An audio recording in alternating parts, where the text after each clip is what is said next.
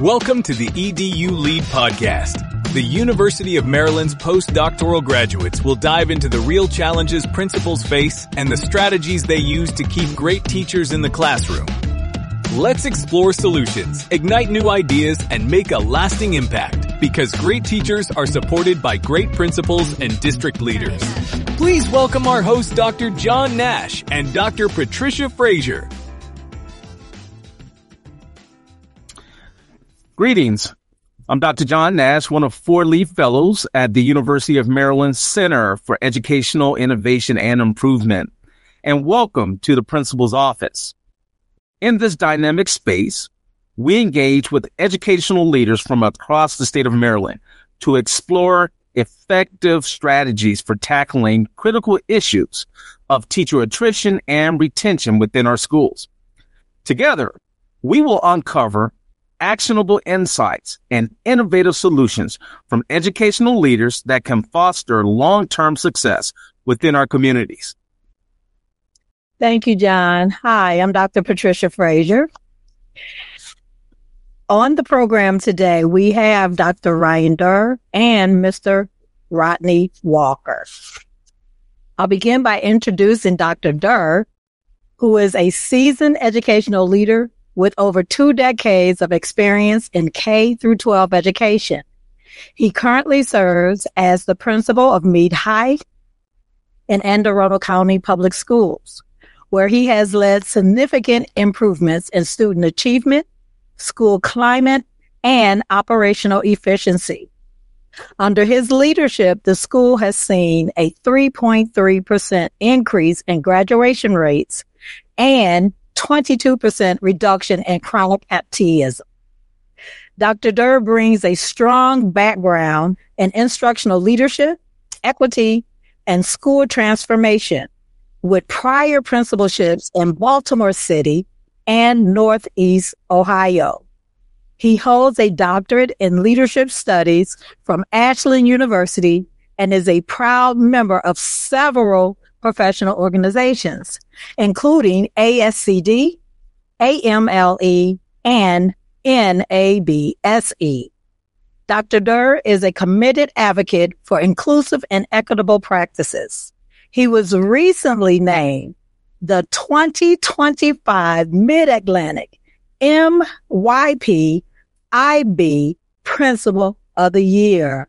Congratulations. And following the outstanding leadership and accomplishments of Dr. Durr, we turn our attention to another dynamic leader in Anne Arundel County Public Schools, Mr. Rodney Walker. With more than 2 decades of experience in K through 12 education, including 12 years in administration, Mr. Walker currently serves as principal of Lindale Middle School.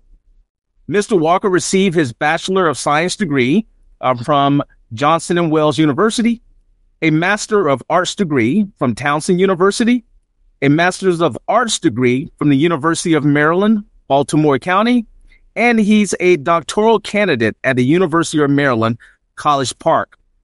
Last year, Mr. Walker was named Principal of the Year by the Maryland Association of Elementary Principals. Dr. Durr and Mr. Walker, welcome to the UMD's Principal's Office. Thank you, John. On today, we're going to dive deep into a critical issue facing education today: teacher attrition and retention. We have a series of insightful questions to explore with you, and we're eager to unpack the factors at play and the solutions that can help keep educators in our classrooms. So, to start, let's focus on leadership, an essential component in the effort to retain quality teachers. So our first question: as a leader, what is your role or responsibility in helping to retain effective teachers in your school and or school district? All right, I'll start. I think it's a huge, as leaders, we have a huge role in that, in making sure that we're retaining efficient teachers in our schools. I think that part of that comes from just those things that you do to help that to happen. You know that, especially where we are with our society right now and where we are in K-12 education, we know there is a huge teacher shortage. So with us knowing that, it's very important that if you have a good teacher, you have to make sure that you're keeping them in your schools. Some ways you do that. I mean, it's simple. It goes what we talked about when, with just basic teaching, building relationships. How do you do that? The way we expect our teachers to build relationships with our students. It's the same in our role as leaders. We have to build relationships with our staff, get to know them, and get to know who they are truly, as people. And once they see that, there's a genuine care there, oftentimes that plays a huge part in their wanting to remain in your school. Awesome. Dr. Walker, did you want to touch on that as well? I can build on what Dr. Durr was saying. I think that he hit two key things. Number one, we are aware of a teacher shortage. So teachers aren't necessarily knocking down the doors. Particularly if you're in high need, high poverty schools, you have to be very much aware that that's a whole separate ball game. And then also because of the stress of working in high need schools, you may have good teachers that may want to transition to a different type of school. It starts number one with accountability and also building those relationships, getting to know who they are. Talking to them, supporting them, giving them feedback, but also letting them know, because many of the teachers might be conditional. So in many cases, you have to teach them how to teach and how to be a professional. And as someone who was a conditional teacher, someone that was a career changer, I understand that pathway. So there's a level of patience and grace that goes along with that. Because you're also realizing that there are teachers that are in our buildings that have other choices. They have math degrees, they have science degrees, they can go into the private industry. So it's about building those relationships with them and trying to support them. Thank you. Thank you, gentlemen. Mm-hmm. So next question is, how do you build trust between your teachers and your administrative team?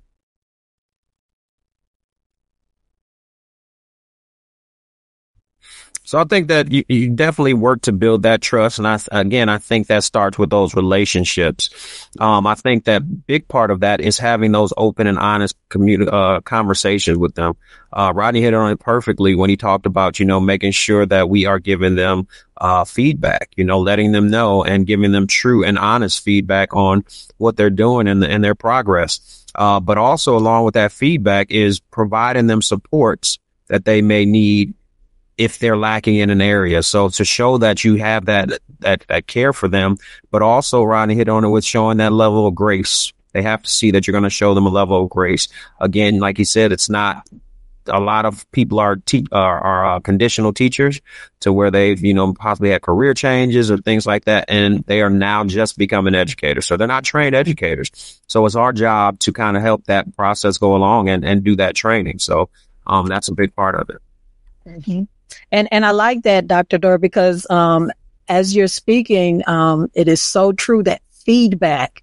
Yes. And what you brought out was to be specific with it, because that's how we begin to build the capacity of our new teachers in order to retain them. And when they see as administrators that we are pouring into them, putting those not interventions, but those key people in place, those supports for them, then those are the things that are going to keep them. And speaking of supports, and I will wait after Mr. Walker responds to the question, but I really would like for you to share with our audience, what does the word support look like within your schools? Thanks, Dr. Nash. I was going to say that relationship building starts during the interview process, because teachers have so many options of types of schools, locations, school districts. You're really selling you and your culture. So that starts here in this office as I'm interviewing someone and walking them around. I like to tell them, let's tour the building and let's just have a general conversation. Let's continue the interview as we're walking around the building So they get an opportunity to meet kids, and kids get a chance to speak with them. But that initial part of the relationship starts during that interview process, because they may have 5 interviews set up, and they're going to decide, which principal or administrator do I feel most comfortable with? Do I feel most comfortable with partnering with me with my career? Because really, it is a partnership. Yeah. So, just when it comes to building relationships are important. Developing those partnerships are important. If you could share with us, what initiatives have you put in place to improve teacher retention in your school?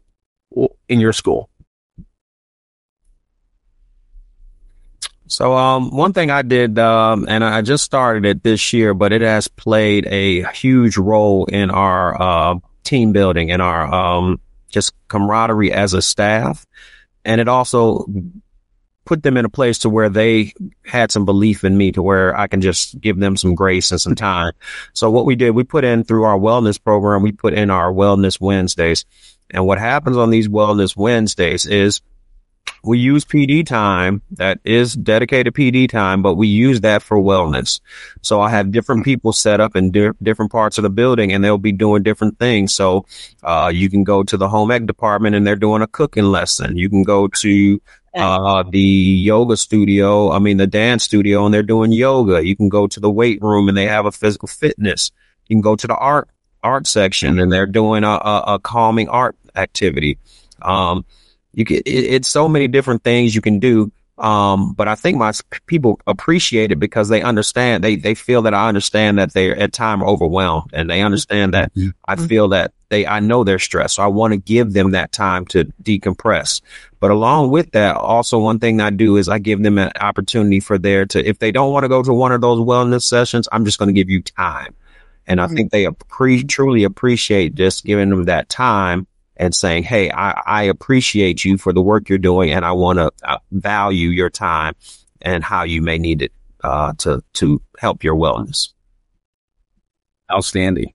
It is. And I tell you, I'm a little envious of that. I'm on the elementary level, and I wish we had options like that to, say you can go to the dance studio or, the other areas. So I'm a little envious over here right now.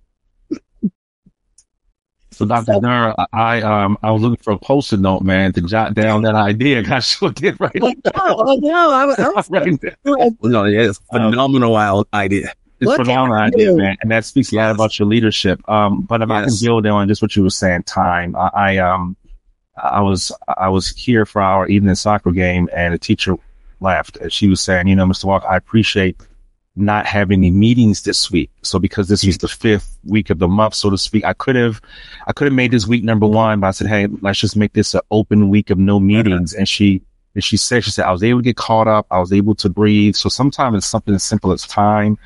We try to highlight a teacher in the newsletter. We have a teacher of the year, teacher of the month program that gets highlighted, but the teacher gets a certificate, and the teachers are able to elect or to nominate their person who they feel should win their award. We partnered with our PTA, and they do a once a month snack cart where they have all kinds of snacks, and I have 2 teachers that will walk around and just give out snacks, from sodas to to chips, and teachers really, really appreciate that. Sometimes, honestly, they just need to hear, I appreciate you. How's your day? And here's another one. I'm sorry. Hey, I didn't know this was going on, or, I might have said something that may have come across a certain way in a meeting. I had that a few weeks ago where we had a meeting. There was some information that I didn't know. So after we talked through it, I said, hey, I didn't know all that was going on. I said, I'm sorry the meeting went that direction. And they really appreciate it. And I went to each person and I apologized to each person that was in that meeting. So this is a relationship business. So anything that we can do to have authentic relationships. So we don't want to be fake, but we have to be authentic and show that we care. Awesome. So next question is, what strategies have been most effective in retaining highly qualified teachers? Well, so I guess with us, one thing that I saw, and I just talked about in my Wellness Wednesday, one thing I saw this year and going into next year is that my teacher turnover is a lot less this year than it was in the past. I can't solely say that is the reason, but I think that was something that played a part into it. Along with that, what I did with my team this year is I made it very, I made it a priority that we had to spend time with our teachers and have that, observation, coaching, and feedback sessions. So where we were actually spending that one-on-one time with a lot of teachers, where in the past we were doing a lot of stuff with it being, groups. I think they appreciate that one-on-one time and they feel like they have direct access. That's another piece for me that I think I worked on this year was I gave my teachers more access. I told them, look, I got an open door policy this year. If you need to speak with me, just come down. If my door is open, let's talk. If I'm in there, let's talk. And I think they appreciated that. Now, some of them took advantage of it a little more than I may have wanted them to, but I think that even those people appreciated that they had that access to me. And I just made myself available to them and I had my team to make sure that they were making themselves available so that people felt like if they had a need or a concern, it could be addressed right now versus then send it in an email and we may not get to it the next day. Let's have that one-on-one face-to-face conversation where we can, kind of get to it right then. Thank you. That was. Yeah. Go ahead. No, you go right ahead, Mr. Walker. I was going to say, building on what Dr. Durr was saying, I think it's availability, and just being available for them. And some of that can just be, in the hallway. It's amazing when I hear people say, your staff has been very warm or accommodating. Say they speak to me. So it's amazing that we have teachers that are working in buildings that people don't speak to them. Like I don't get that. Right. But so, sometimes you're in a hallway and you just, hey, how are you? How are things going? Oh, this was going, okay, let's talk and then strategize. And I think when you have that type of a climate, even if you have to say, hey, I can't talk to you right now because I need to be in observation. I'll circle back around when I'm done or I'll see you tomorrow. I think that having that culture that teachers feel they're valued and their opinions matter and what they're going through matters, that helps with teacher retention a lot. Mm-hmm. So just a follow up with that question, how did you identify those strategies to implement? What was it about your culture that just have you identify some of the key strategies that you just shared? I think for me, it was, kind of seeing, reflecting on how my leadership, and it was just a reflection, honest reflection for myself. That was one thing that I did, but I also saw how my culture changed with my students and my availability to my students, and that affected my culture. So I was thinking it's the same. They're staff members. I need to be just as available to them as I am to my students. So like Rodney said, walking through the building, just having that, walking the halls when they can actually just stop you and grab you right then and just have a conversation, or you just walking by and saying something like he said, just saying good morning to them, and like he said, it's crazy because there are places where they will go where people don't even speak to them. And that baffles me because in my building, I'm going to make you speak. You may not want to speak to me. I'm going to make you speak to me. I'm going to pass you say good morning, good afternoon. You're going to speak because that's just common courtesy. Exactly. I want them to feel that. Principal Walker, did you want to add anything to it, or are you okay?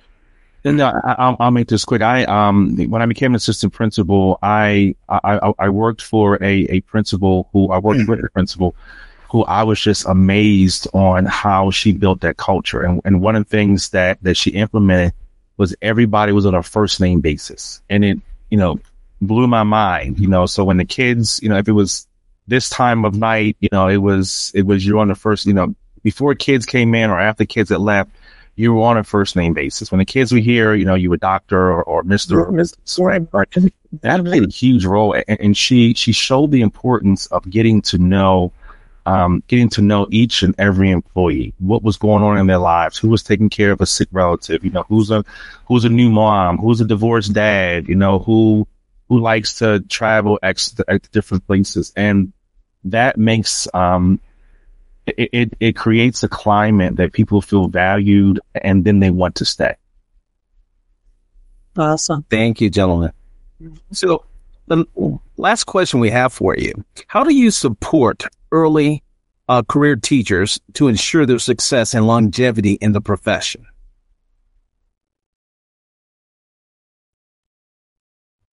I think you got to make sure you're just making them a priority. Understanding that they are our first year or newer teachers. One thing we're privileged in Anne Arundel County, we have Right Start program, where we have Right Start advisors who work directly with them. But one thing that I found that from my staff and my newer staff was not letting the Right Start advisor did a lot of the coaching and, the professional development, but me being part of those meetings and then part of that professional development, I think was huge for my new teachers because they felt like I was in there with them. I was learning with them. I was part of their learning. So I think that was a piece that they really appreciated. But also, if they need those supports, finding those supports for them immediately. Got to find those supports for them immediately. And then last for me was modeling. If you're going to tell them something, you got to understand their first year teachers, they may not understand. So having either you model it or someone that can model it for them. Thank you, Mr. Durr. Yeah.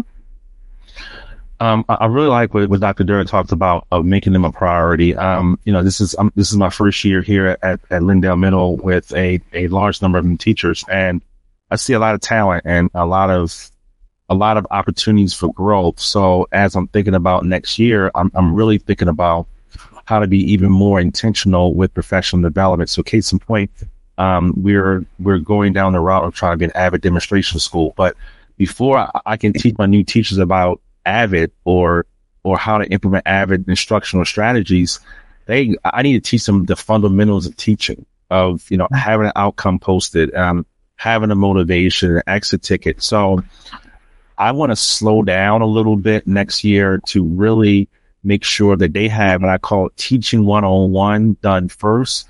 And it might be a situation where on a professional development, I'm definitely still in the Wellness Wednesday idea, Dr. Durr. So that's kind of right.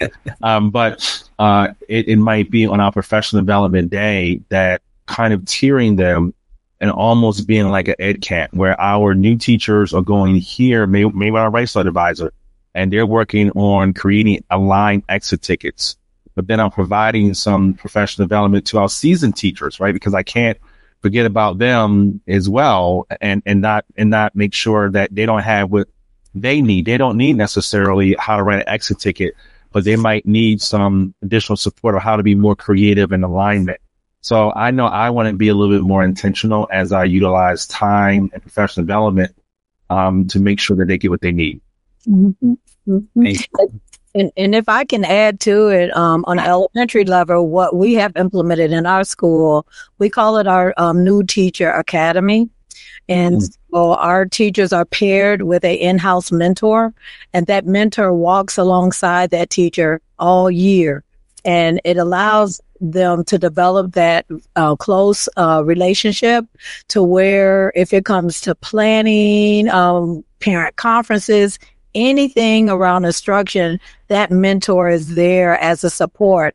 And during the Teacher Academy, we meet monthly with our teachers and we go over certain topics with them. Thank you to Dr. Durr and Mr. Walker for sharing your valuable insights on teacher retention and the important strategies that help keep educators thriving in our schools. Your perspectives on mentorship, professional development, and creating supportive environments are crucial in driving positive change, not only in your school, but throughout this entire country. And also, thank you, as always, to our listeners for joining us today. If you enjoyed the conversation, Please share this episode with fellow educators and learners.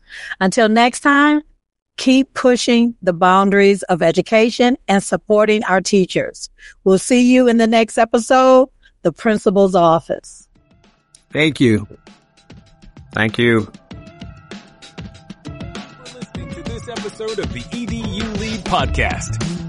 We hope today sparked new ideas and practical strategies you can take back to your schools. Remember, when leaders lead with vision, teachers thrive, and students succeed. Until next time, keep leading with purpose and passion.